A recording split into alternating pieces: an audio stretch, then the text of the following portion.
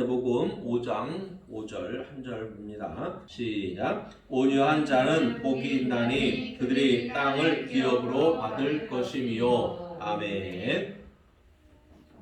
할렐루야. 오늘은 온유한 자는 복이 있나니 라고 하는 말씀을 주제로 우리가 하나님 앞에 예배를 드리고 은혜 받기를 원합니다. 오늘도 주님의 날을 기억하여서 이 자리에 예배 드리러 오신 여러분들이 예배를 드림으로 여러분의 심령이 거룩해지는 그러한 복이 임하게 되기를 주의 이름으로 축원합니다. 지난 우리가 은혜 나누었던 말씀들을 한번 같이 읽도록 합니다. 마태복음 5장 3절 4절입니다. 시작. 심령이 가난한 자는 복이 있나니 천국이 그들의 것이미요. 애통하는 자는 복이 있나니 그들이 위로를 받을 것이미요. 아멘. 우리가 지난 시간에 우리가 심령이 가난한 자에 대해서 애통하는 자에 대해서 말씀을 나누었습니다.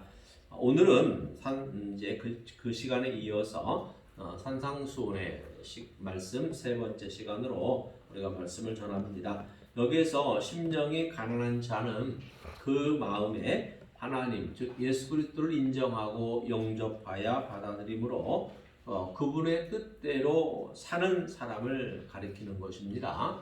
그러므로 물질적으로 가난한 것이 아니라 물질적으로 가난할지라도 또 부자라 할지라도 하나님의 뜻대로 사는 자들이 천국의 소유를 받게 되는 그러한 복을 누리게 될 것이라고 하는 말씀이고, 애통하는 자는 복이 있나니 그랬습니다. 애통한다라고 하는 것은 자신의 죄 때문에, 내 죄 때문에 하나님 앞에 설 수 없는 그러한 멸망받는 자임을 깨닫고 하나님 앞에 통회하고 하나님 없이 살았던 것을, 하나님 말씀대로 살지 않았던 것을 통회하고 회개하여서 새로운 생명으로 거듭난 자들이 바로 주님의 위로를 받게 되는 그러한 복을 받게 된다라고 말씀을 한 것입니다. 오늘 저와 여러분들은 예수 그리스도의 생명으로 거듭난 자들입니다.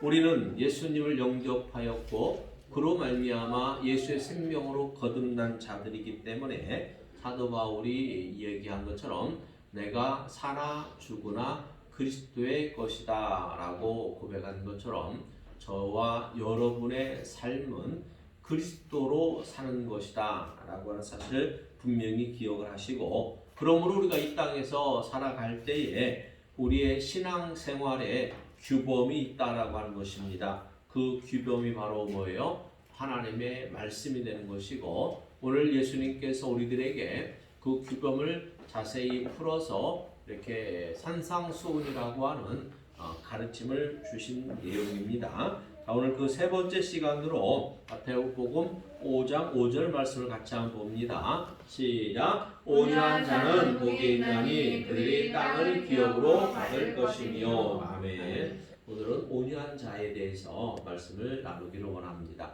자, 온유한 자는 어떤 자일까? 온유한 마음은 어떤 마음을 가리키는 것일까?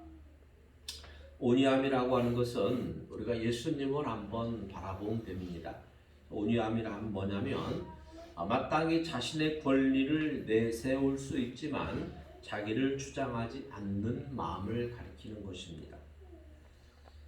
왜 자기 자신을 주장하지 않을까요?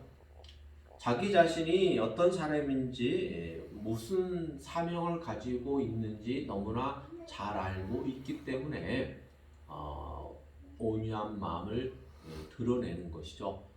내가 내 자신을 너무 잘 알기 때문에 나를 주장하지 않는 것이고, 내가 이루어야 될 사명을 분명하게 알고 있기 때문에 그 사명을 완성하기 위해서 사명을 깨트릴 수 있는 그러한 자기 주장을 하지 않는다라고 하는 것입니다. 자, 마태복음 11장 29절 30절 같이 봅니다. 시작. 나는 마음이 온유하고 겸손하니 나의 멍에를 메고 내게 배우라. 그리하면 너희 마음이 쉼을 얻으리니 이는 내 멍에는 쉽고 내 짐은 가벼움이라 하시니라. 아멘. 자, 예수님께서는 분명히 말씀했습니다. 나는 마음이 온유하고 겸손하다. 그리고 내 멍에는 쉽다. 내 짐은 가볍다. 라고 말씀하면서 저와 여러분에게 뭐라고 말씀했어요?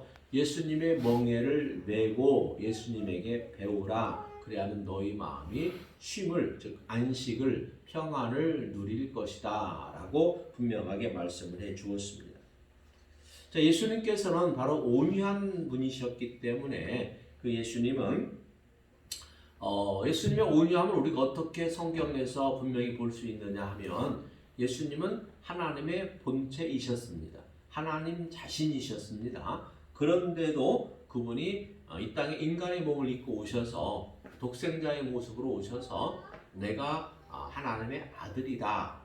그러나 내가 하나님이시면서도 그 하나님의 본체를 드러내지 아니하고 그분이 이제 자기 자신을 주장하지 않고 이 땅에 왜 왔는지를 정확히 아시기 때문에 바로 그 오신 목적을 이루기 위해서 약속한 언약을 성취하기 위해서 예수님은 십자가에 침묵하시며 못 박아 죽으셨습니다. 못 박혀 죽으셨습니다. 그러니까 예수님은 자기 자신을 주장하지 않았어요. 내가 하나님이야. 어찌 나를 너희들이 피조물인 너희들이 십자가에 나를 못 박아 죽일 수 있어. 그러면서 천군 천사를 명령하여 단번에 인류를 멸망시킬 수도 있었지만 예수님은 그리하지 아니하셨다라고 하는 것입니다. 자기 자신을 주장하지 아니하고 이 땅에 인류를 구원하기 위해서 오신 그 목적을 이루기 위해서 십자가에 못 박혀 죽으셨습니다. 그로 인해서 이제 온 인류의 모든 사람들은 예수 그리스도를 구주로 마음에 영접하여 믿으며 입으로 예수님이 구주십니다. 나의 구세주가 되십니다. 라고 고백하는 자들이 구원을 얻게 되는 그 길을 완성해 주셨습니다. 그래서 예수님의 멍에는 바로 뭐냐면 모든 인간들을 죄로부터 살리시기 위해서 십자가에 당신의 생명을 내어주신 것이 예수님의 멍에입니다. 그러니까 모든 사람을 살리는 것이 예수님의 멍에예요. 여러분, 우리가 사람을 참으로 말로나 사람을 이렇게 짓밟고 죽이는 일들은 절대 쉬운 일이 아닙니다. 그러한 것들은 어려운 일들입니다. 그러나 하나님은 사람을 살리는 일은 쉬운 일이다 라고 예수님은 말씀하는 것입니다. 그러므로 세상의 어려운 일들 때문에 너희들의 무거운 짐 때문에 삶이 어깨가 처지지 말고 사람을 살리는 쉬운 일을 하라고 예수님이 저와 여러분에게 말씀해 주셨습니다. 그래서 예수님이 이 땅에 오셔서 약속하신 일들을 이루시고 성취하심으로 예수님이 그 사명을 이루신 것처럼 이제는 예수 그리스도의 제자된 크리스찬들에게, 모든 크리스찬들에게 그 사명을 이루어 나갈 것을 예수님은 바라고 계셨다라고 하는 것입니다. 자, 우리가 이 세상에서 살아가면서 예수님께 바톤을 이어받은 사명, 즉 예수님의 복음을 전하기 위해서 우리에게 꼭 필요한 마음이 바로 무슨 마음이다? 온유한 마음이다라고 하는 거예요. 그러니까 크리스찬으로서 이 땅에서 신앙생활을 우리가 잘 해 나가는 이제 산상수훈에서 우리에게 주시는 주님의 이제 팔복 가운데 세 번째는 바로 뭐냐면 너희들이 온유한 마음으로서 주의 사명을 이루라라고 하는 말씀인 것입니다. 그래서 왜 온유한 마음을 가지라고 하느냐 하면 예수님이 우리에게 본을 보이셨던 것처럼 온유한 마음을 가진 사람이어야 예수님처럼 자기 자신을 주장하지 않고 자신의 권리를 내세우지 않고 하나님의 뜻을 이룰 수 있기 때문에 그렇다라고 하는 것입니다.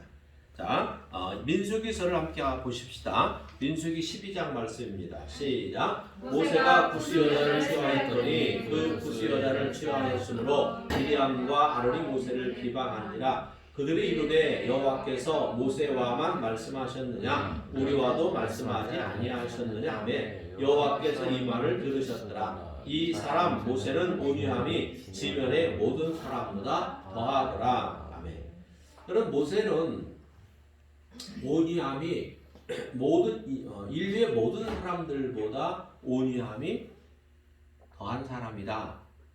다시 말하면 인류의 모든 사람들 중에 모세만큼 온유한 사람이 없다라고 하는 얘기예요. 자, 하나님께서 애굽 사람들에게 고통과 학대로 신음하고 있는 이스라엘 백성들의 그 신음소를 들으시고 그들을 구원하기 위해서 누구를 준비하십니까? 모세를 준비하여 사용하십니다. 근데 하나님이 모세를 준비하는데 모세를 하나님이 사용하는데 몇 년이 걸렸어요?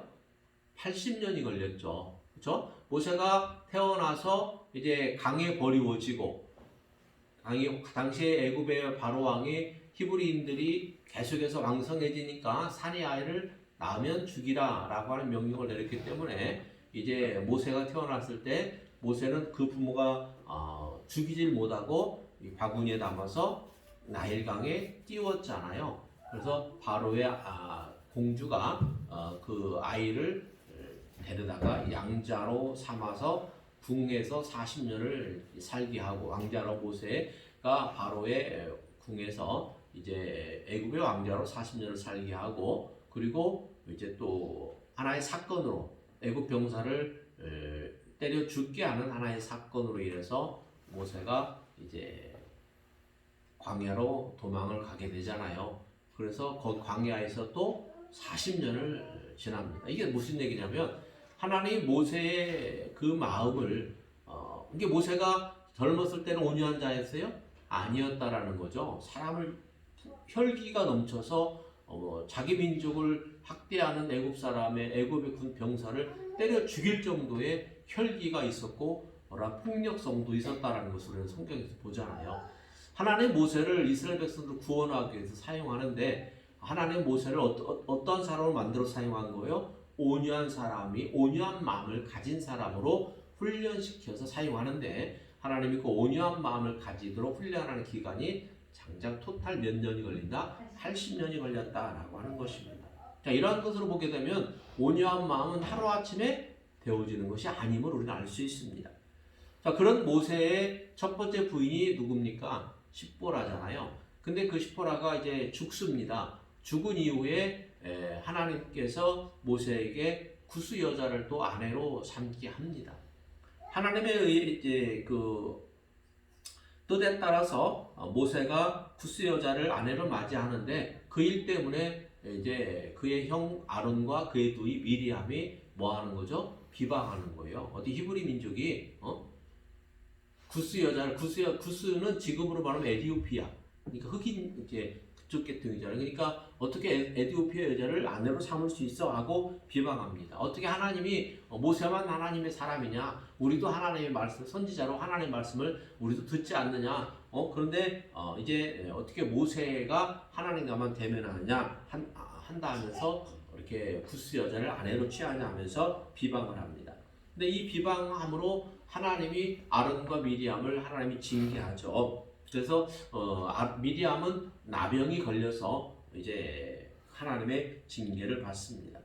하나님께서는 모세를 비방하는 두 사람에게 아론과 미리암에게 뭐라고 말합니까? 모세는 온유함이 땅에 있는 모든 사람들보다 더하다라고 이렇게 말씀을 하시죠.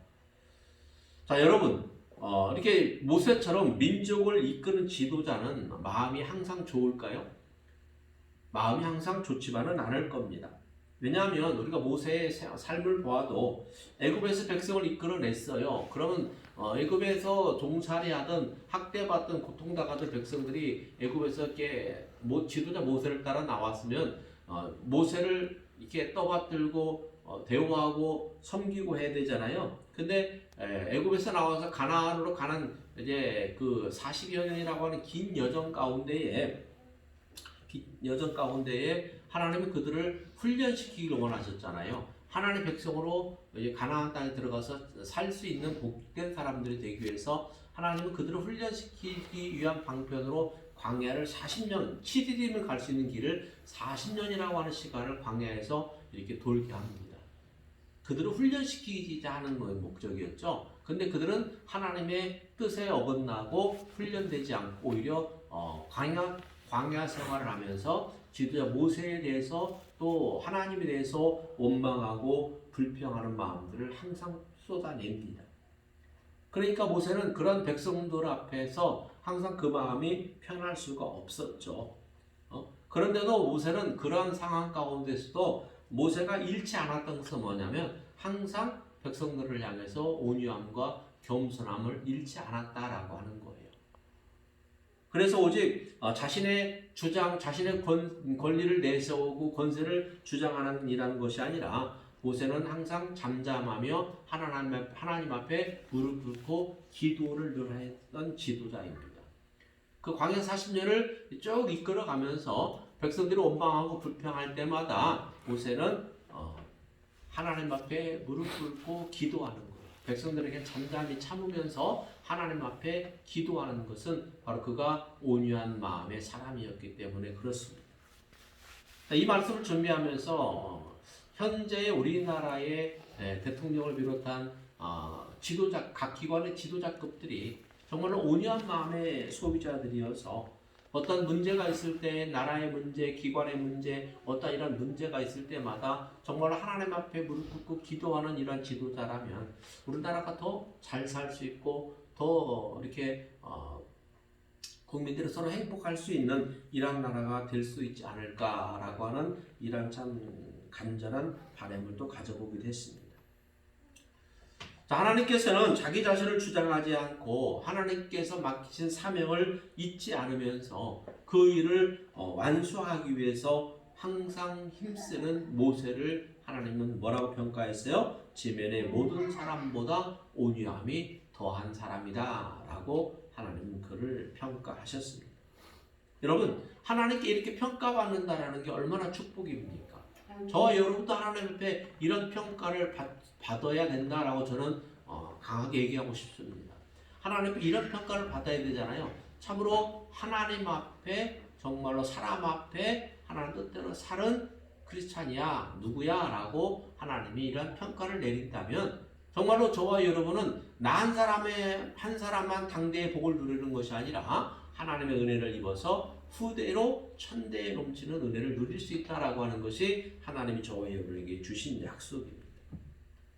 자, 모세가 이렇게 자기 권세를 주장하지 않고 자기의 감정을 죽이고 자신의 당장의 눈앞에 있는 이익만을 찾지 않는 이러한 온유함은 예수님 같은 이러한 온유함은 장차 미래에 오실 예수님의 모형이었다라고 하는 것을 우리는 알아야 됩니다. 그러니까 모세도 자기의 권세를 주장하지 않고 자기의 감정을 죽이면서 많은 사람들을 살리는 일을 한 것처럼 예수님도 이 땅에 오셔서 십자가에 못 박혀 죽으실 때 자기의 권세를 주장하지 않으셨어요. 하나님으로서 하나님이시면서 하나님으로서 그 권세를 주장하지 않으셨어요. 그죠? 예수님은 신문 받을 때 빌라도 앞에서 신문 받을 때부터 십자가에 못 박혀 죽으실 때까지 예수님은 침묵하셨어요. 그게 온유함의 대명사죠. 온유함으로 우리 인류를 구원하기 위해서, 저와 여러분을 구원하기 위해서 모세도 그렇고 예수님도 그렇고 어떠한 상황 앞에서, 문제 앞에서 자기 권세를 내세우지 않고 자기가 해결하려고 힘을 쓰는 것이 아니라 침묵하면서 온유함으로 그 상황을 하나님께서 맡기고 하나님께 주신 사명을 이루는 이러한 일들을 하였다라고 하는 것입니다. 아까도 얘기했지만 모세는 아내 시포라가 죽은 후에 후처로 이제 구스 여자를 아내로 맞이합니다.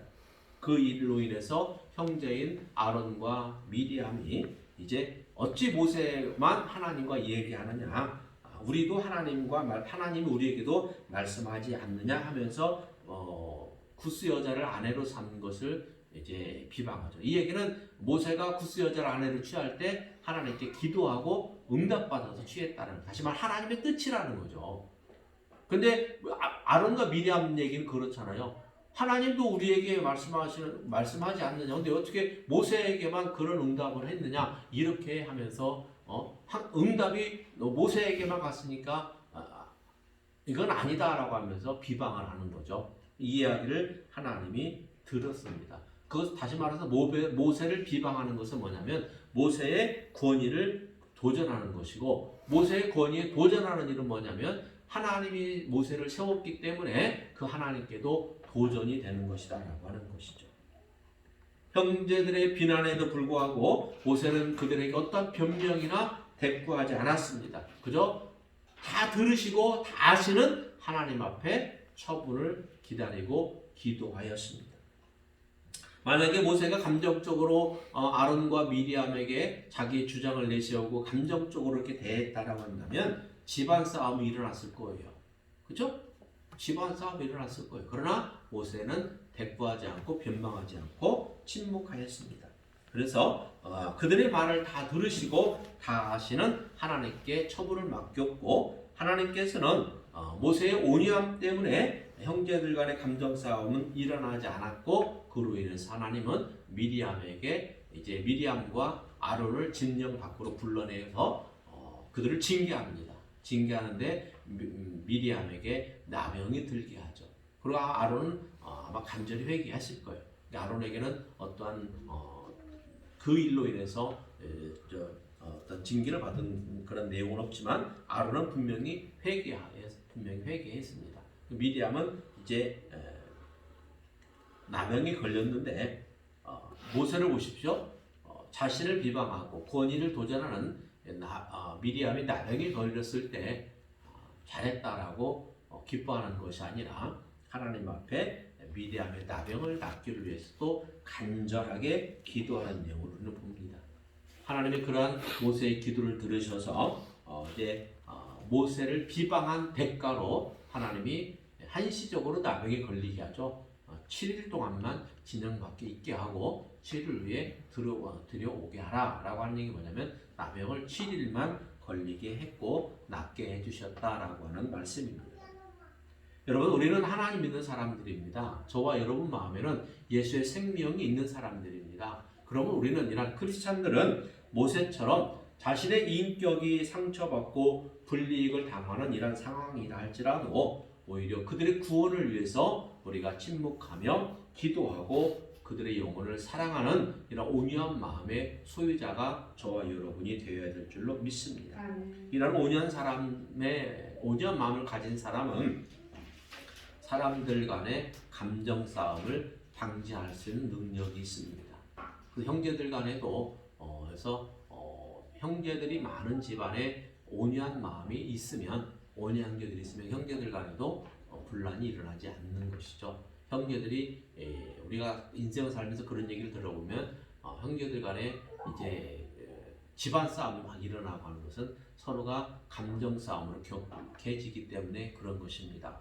그러므로 저와 여러분들은 예수 그리스도의 성품을 가진 자, 예수의 생명을 가진 자면 다시 말해서 예수님의 온유하신 마음을 저와 여러분이 가졌다라고 하는 것이죠. 그러므로 우리는 가족 간에도, 부부 사이에서도, 또 형제 자매 사이에서도, 이웃과의 사이에서도 항상 우리가 평화와 신뢰를 쌓는 이러한 온유한 성품의 사람들이 반드시 되어야 합니다.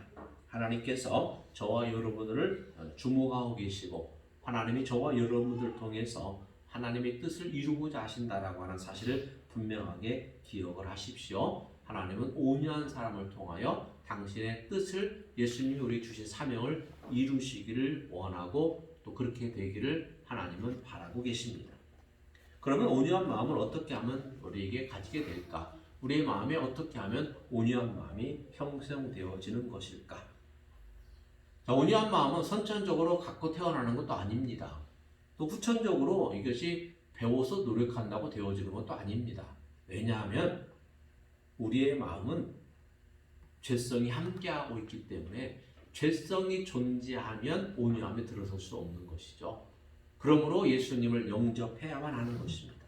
그래서 예수 그리스도가 나는 온유하고 겸손하다라고 말하면서 나의 온유하고 겸손한 멍에를 너희가 매라라고 말합니다. 이 말은 뭐냐면 예수 그리스도를 영접하여 빛 대신 그분이 우리의 마음에 들어오면 우리 안에 있는 죄성이 어떻게 되는 거예요? 쫓겨 나가는 거예요.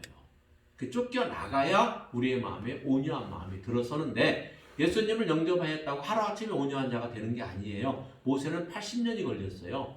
자, 우리는 여기 서 있는 나도 아직도 온전한 온유한 자가 아니에요. 아직도 나도 때로는 혈기를 내고 때로는 내 감정이 살아나고 막 하는 것은 아직도 나도 온유한 자가 아닙니다. 그러나 우리는 계속해서 하나님의 은혜 가운데 성령님이 우리 마음속에 내주하심으로 말미암아 우리는 날마다 우리는 어제보다 오늘이 좋은 날이 되어서 우리는 계속해서 우리는 성화되어지는 이런 단계를 거쳐가게 되는 것입니다. 그러므로 우리는 예수님과 깊은 관계가 있는 이런 온유한 마음, 겸손한 마음의 소유를 저와 여러분들이 가질 수 있는데, 이것은 우리가 꾸준한 신앙생활을 통해서, 신앙의 훈련을 통해서 우리가 온유한 마음, 겸손한 마음을 가질 수 있게 된다라고 하는 사실을 여러분 기억하시기 바랍니다. 스가랴서 9장 9절을 같이 한번 보십시다. 시작. 시온에 따라 크게 기뻐할지어다. 예루살렘에 따라 즐거이 부를지어다. 보라, 내 왕이 내게 임하시나니 그는 공의로우시며 구원을 베푸시며 겸손하여서 나귀를 타시나니 나귀의 작은 것 곧 나귀의 새끼니라. 자, 여기서 스가랴 선지자가 예수님을 예언해 놓았잖아요. 메시아를 예언했는데 오실 메시아는 그는 겸손한데 나귀의 새끼를 타신다라고 분명하게 표현을 하고 있습니다. 그래서 스가랴가 예언한 것처럼 예수님은 인간 세상에 오실 때 가장 낮고 찬한 자리에 오셨습니다. 그리고 가장 작은 나귀 새끼를 타셨다라고 말합니다. 이로 인해서 예수님이 이 땅에 오신 그분의 성품을 우리에게 보여주는 것이며 그분의 예언된 말씀들이 성취되어진 것을 우리에게 보여주고 있습니다. 자, 고린도후서 10장 10절과 빌립보서 8절 시작. 너희를 대면하면 유수하고 떠나 있으면 너희에 대하여 담대한 나 바울은 이제 그리스도의 온유와 관용으로 친히 너희를 권하고 사람의 모양으로 나타나사 자기를 낮추시고 죽기까지 복종하셨으니 곧 십자가에 죽으십니다. 아멘. 바울은 전도를 하고 다니면서 많은 교회를 세우고 많은 제자들을 이렇게 길러냅니다. 그런데 바울이 그들을 대면할 때에 바울이 자기의 마음으로, 자기의 감정으로 그들을 대하는 것이 아니라 누구의 마음으로 대한다? 그리스도의 온유와 관용으로 그들을 대하고 권면한다라고 분명히 말합니다.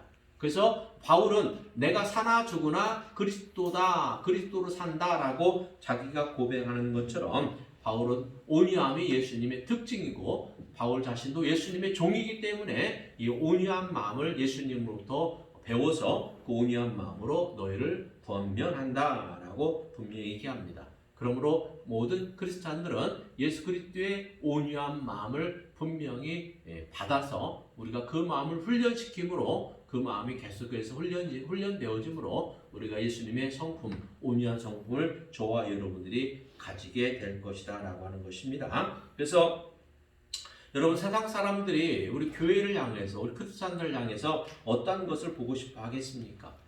세상 사람들이 우리 교회에서 보고 싶은 걸 못 보기 때문에 교회를 비난하고 비방하고 그러는 거죠. 우리 교회를 향해서 세상 사람들은 보고 싶은 것이 뭐냐면 예수님 같은 모습을 보고 싶은 거예요. 쉬운 예로 예수님은 자기의 권세, 자기의 어떤 권리라는 것을 주장하지 않고 온유함과 겸손함을 보이면서 십자가에 죽기까지 자신의 뜻을 이루셨잖아요. 세상은 그거를 높이 평가하는 겁니다.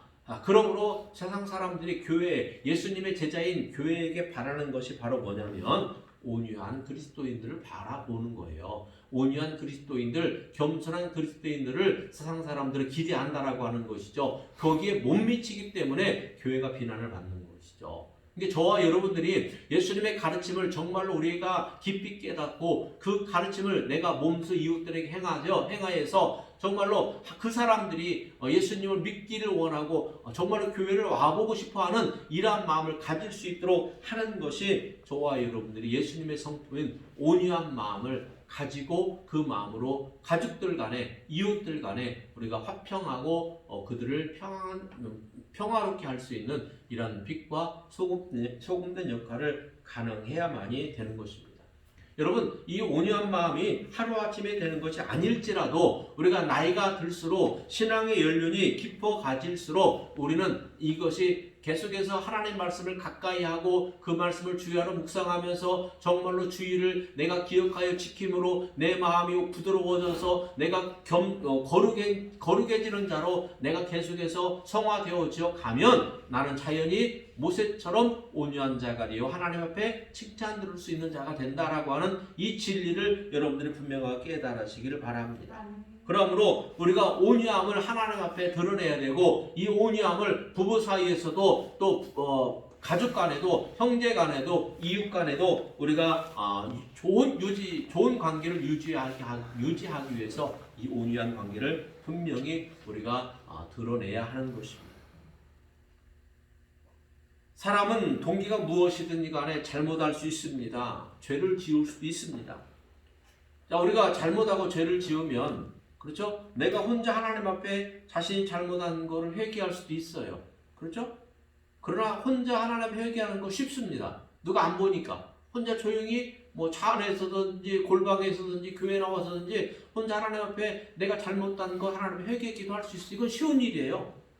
다른 거에 비하면 쉬운 것입니다. 뭐에 비해서? 다른 사람에게 내 잘못을 인정하는 것보다 쉽다라고 하는 거예요. 왜 사람이 다른 사람에게 상처 주고 다른 사람에게 잘못하고 그 사람에게 용서 구하는 것이 어렵습니까? 그 사람의 자존심 때문에 그런 것이죠. 내가 어떻게 자존심이 있는데 나이 어린 사람에게 내 부하 직원에 내가 자녀에게 어떻게 사과를 해? 하고 사람들은 그 자존심 때문에 못하는 것이죠. 여러분 자존심이 뭡니까? 자존심이 뭐예요? 나를 주장하는 것이죠. 내 권세를 내세우는 것이 자존심입니다. 그러나 온유한 자는 자기의 자존심을 내세우지 않습니다. 그러므로 저와 여러분들이 거듭난 크리스찬이라고 한다면 나는 내가 사는 것이 아니라 내 안에 그리스도가 살고 있기 때문에 그리스도가 내 안에 사신다라고 하는 사실을 인정하고 여러분 믿고 그분에게 여러분 자신을 맡기고 싶다라고 한다면 여러분들이 자기 자신의 잘못을 인정할 수도 있어야 되고 그거를 지휘고하를 막론하고 진실된 마음으로 용서를 구할 수도 있어야 되는 마음이 바로 온유한 마음인 것입니다. 예수는 바로 우리의 이러한 죄 때문에 예수님은 십자가에 죽으셨습니다. 예수님이 온유하신 그 성품 때문에 예수님은 그 십자가의 멍에를 지면서도 예수님은 자신의 권세를 내세우지 아니하고 침묵하시면서 그 일을 이루셨다라고 하는 사실입니다. 사랑하는 여러분, 예수님의 온유하고 겸손한 멍에를 예수님은 저와 여러분을 메시기를 원합니다. 그 멍에를 메면 오히려 세상 짐이 가볍다 쉽다? 세상 짐이 오히려 가볍다라고 하는 것이죠. 세상 짐이 무거운 것이 아니라 세상 짐이 오히려 가벼운 거예요. 인생의 짐이 가벼운 거예요. 왜요? 하나님이 우리를 동행하시는 복을 누리기 때문에 그렇습니다. 자, 빨리 마칠 말씀 봅니다. 다시 한번 오늘 본문 시작. 온유한 자는 복이 있나니 그들이 땅을 기업으로 받을 것이며. 아멘. 좋아요. 땅을 기업으로 받는데요. 온유하면 땅을 기업으로 받는데요. 여기 땅이 뭘까요? 땅. 요즘도 돈만 뜨면 아파트값이 얼마가 올랐네, 땅값이 얼마가 올랐네, 막 그러죠. 전국적으로 땅 투기 때문에 나라가 시끄럽기도 하잖아요. 근데 여러분 여기서 땅은 이 땅에서 땅 사람들이 좋아하는 땅을 얘기하는 것이 아니에요. 온유한 자가 차지하게 될 땅은 뭘 얘기하냐면 이 땅에서의 물질적인 땅이 아니라 바로 영적인 개념으로서 장차 미래에 우리에게 주어질 하나님 나라에서의 땅, 즉 천국의 기업을 이어받게 될 것을 우리에게 말씀하는 약속의 말씀입니다. 요한계시록 2장 9절에 보면 서머나 교회에 대해서 주님이 이렇게 말씀하셨어요. 너희의 환난과 궁핍을 내가 아는데 실상은 너희가 부유한 자니라 그랬습니다. 여러분 무슨 얘기냐면 서머나 교회가 복음 전파를 위해서 그들이 많은 핍박도 받고 많은 고난도 당하고 그래서 복음 때문에 그들이 사회에서 불이익을 당하는 그래서 가난한 이란 것을 얘기하는 것이죠. 그러나 주님이 그들을 향해서 뭐라고 말해요? 너희가 궁핍하지만 그러나 실상은 뭐다?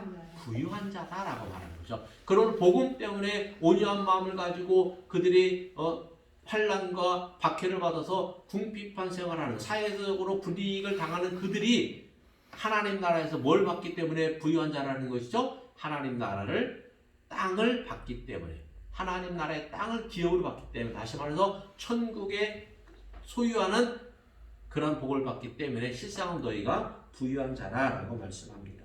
우리 예수님도 마찬가지로 실제로 예수님 부유한 자로서 이미 땅을 정복하신 분입니다. 잠시 세상 사망 권세에, 죽음의 권세에 예수님이 3일 동안만 내어줌이 되었지만 예수님은 3일 만에 부활하심으로 이 사망 권세가 잠시 동안 권세를 잡고 있는 이 땅을 예수님은 부활하심으로 뭐 하신 거예요? 정복하신 거예요.